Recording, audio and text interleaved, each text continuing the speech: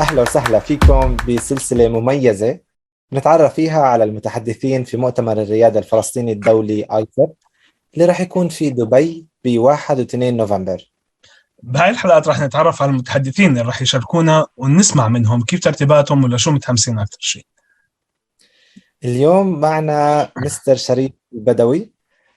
بنحب مستر شريف if you can introduce us or introduce yourself على your position, the different hats that you wear والcapacity اللي you'll be participating in ISEP فيها. Sure. Thanks so much, Rakan and Hamza. It's a pleasure to be with you guys. I'm very excited about ISEP coming up next week. My name is Sharif. I run a venture capital fund for the government of Dubai called the Future District Fund. And we do investments into venture capital funds themselves. السندي الاستثمار اللي هم بيستثمروا في الستارتابس. And we do direct investments directly into startups. اللي هي الشركات الناشئة. Before that, I was an entrepreneur for 12 years. I worked at Google for 7 years, and then I've been doing venture capital for 7 years. So if you don't add all the numbers together, because then you'll know my age. Congratulations, it's 23. Yeah, that's good. That's good. Yeah, that's good. Better than nothing. So, Mr. Sharif, can you tell us, it's the first time in ISEP, so what do you expect this year? What you're going there and what do you want to see? بصراحة, I'm looking forward to meeting the founders and the startups and the work that they're doing. Every time I've met a Palestinian founder in the last 10 years or so, coming to San Francisco, where I used to live, or even here in Dubai, it's always amazing to me, the kinds of companies they're building, the source of inspiration, where they're coming from, necessity, they say necessity drives innovation. Yes. And everybody knows, there's a lot of needs and issues around these founders, and that's founders everywhere in the world, but it's explicitly in emerging markets or in markets that don't have a lot of access. Mm-hmm. And we see the tenacity and the grit, the resilience coming from these kinds of founders. I used to be friends with, Ileana. I don't know if you guys know Ileana, who ran Gaza Skygate. Yep. So we used to do a lot of mentorship across the world, to Palestinian founders. And I've worked with a lot of engineers in the Bay Area, and we start to see like where they're coming from and the types of companies that they're building against all odds. I mean, I saw one brainwave microchip in a brainwave coming out of one of the universities there. Wow. And it was actually controlling a remote control car, and they brought it to the Bay Area to show us. And these were students, not even graduated yet. So that's, I think, the number one thing I'm excited about is to hear their stories, to see what they're building, and to see how we can help. Because I feel like it really doesn't take a lot for you or myself or anybody who is one day forward in their career to help somebody who's one day behind. That was an epiphany that I had maybe 10 years ago. I started doing a lot more mentorship before I was even in venture capital. I realized that in these markets here in the Middle East, all we have to do is give a little bit of time. And when you give a little bit of time, it actually goes a long way in helping them, at least directionally, maybe motivation, maybe just a feeling of support. So that's the first thing.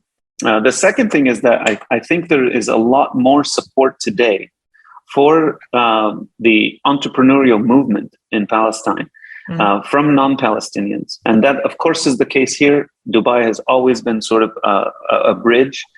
But even beyond that, even from the US, we're seeing a lot more support and interest. We're seeing US VCs that are very interested in what's happening in ISEP, and I believe a couple of them will be attending and asking how they can help.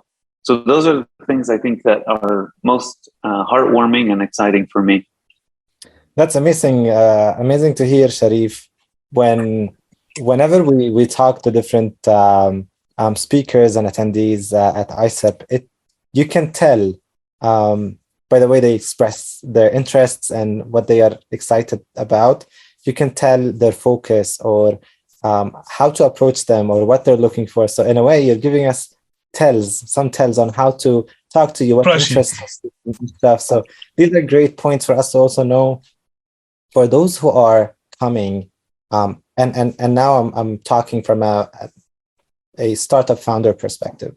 For us to go to ISEP, we're getting access to certain people like you who we have a lot to learn from, possibly have resources that we need access to, and most of all, support.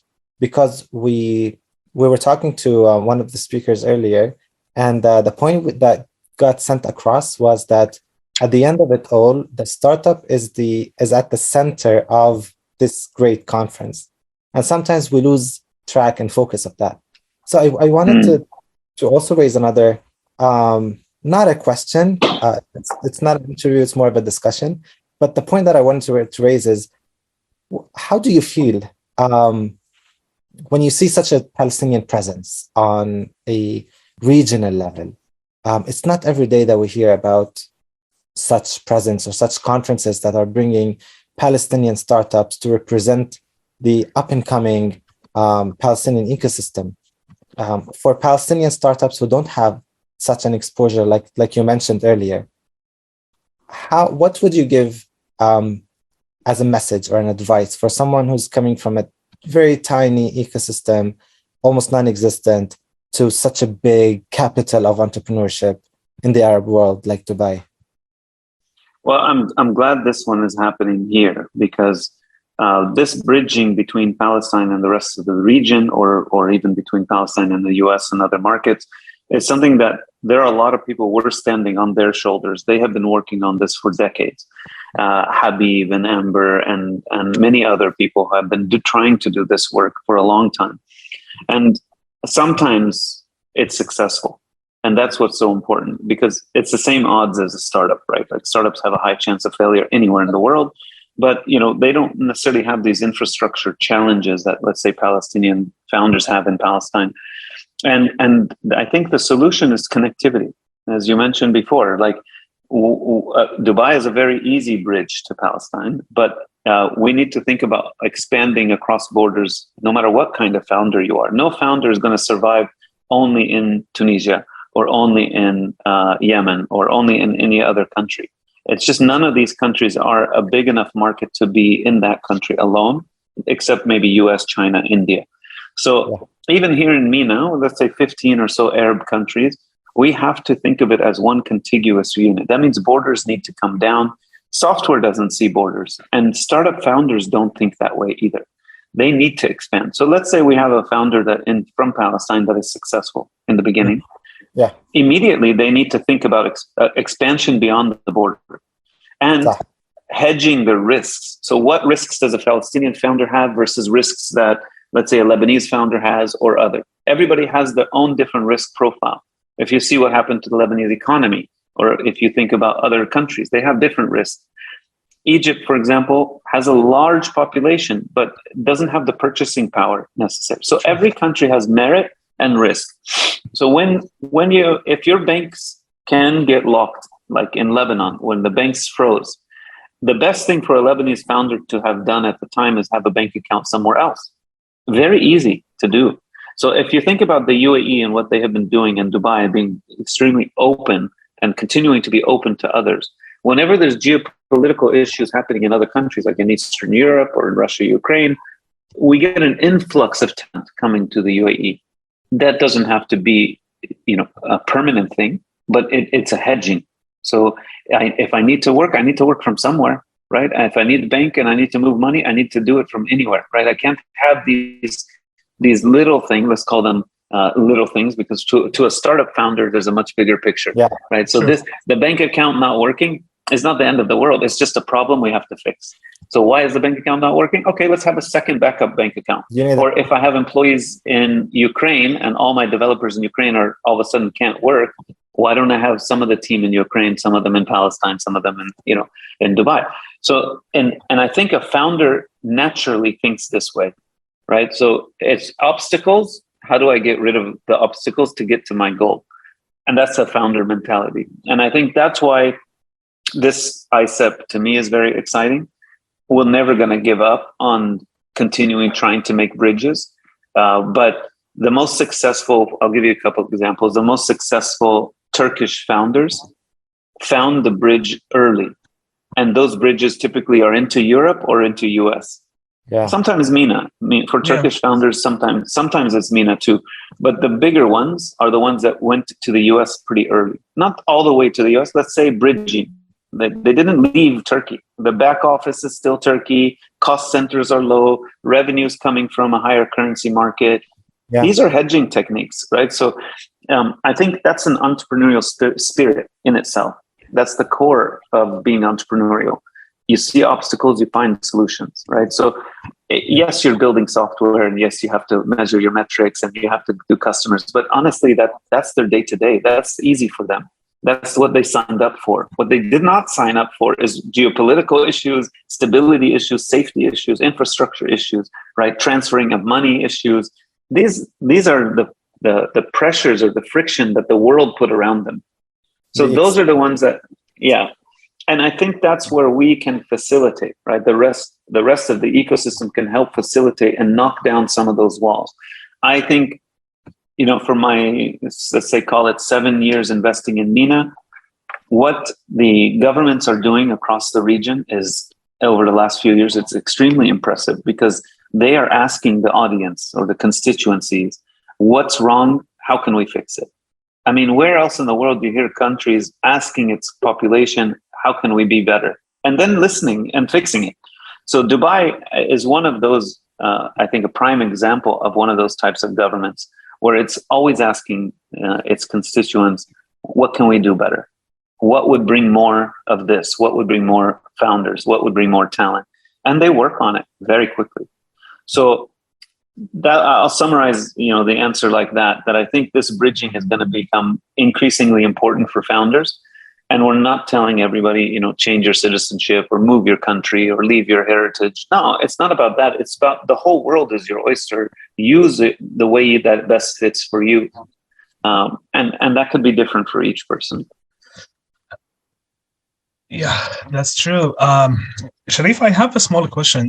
Maybe you can give us a small tip for everyone that is not opening a startup, or he's thinking to do a startup or certain startup, but you don't want to start it, or maybe he's afraid to start it.